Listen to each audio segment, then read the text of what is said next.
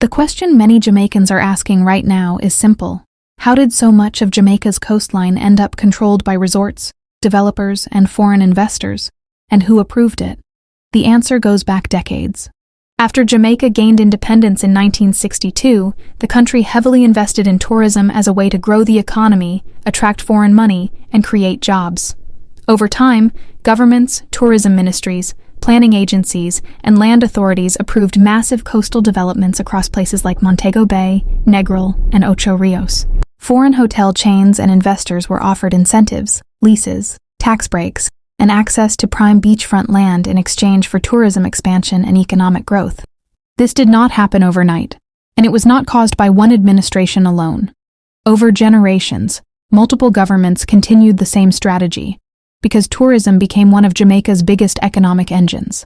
Laws and coastal development policies gave authorities broad power to approve beachfront projects and regulate coastal land use. The deeper issue is that many Jamaicans now feel the people were never fully consulted about the long-term consequences. Fishermen, local families, and entire communities watched areas they used for generations slowly become lined with gates, security checkpoints, private roads, entry fees, and resort-controlled access points. Technically, many beaches in Jamaica are still considered public by law, but many argue that if the roads leading to those beaches are privately controlled, then public access becomes limited anyway. That is why many people feel Jamaica did not literally sell the beaches, but instead sold control, access, and influence over large parts of the coastline. Critics argue the country became too dependent on foreign-owned tourism, while ordinary Jamaicans lost bargaining power over their own land and resources. Others argue tourism created jobs, infrastructure, and billions in revenue that helped keep the economy alive. So who owns these resorts? Some are Jamaican-owned, but many others involve investors and corporations from Spain, China, the United States, and other countries. The debate now is not simply about tourism. It is about ownership, access, economic survival, and whether Jamaicans are slowly becoming strangers on their own shores.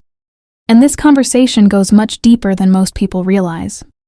Because once you begin asking who approved these deals, who benefited from them, who lost access, and what communities gave up in exchange for economic growth, you start uncovering a much larger story about power, land, politics, and survival in Jamaica.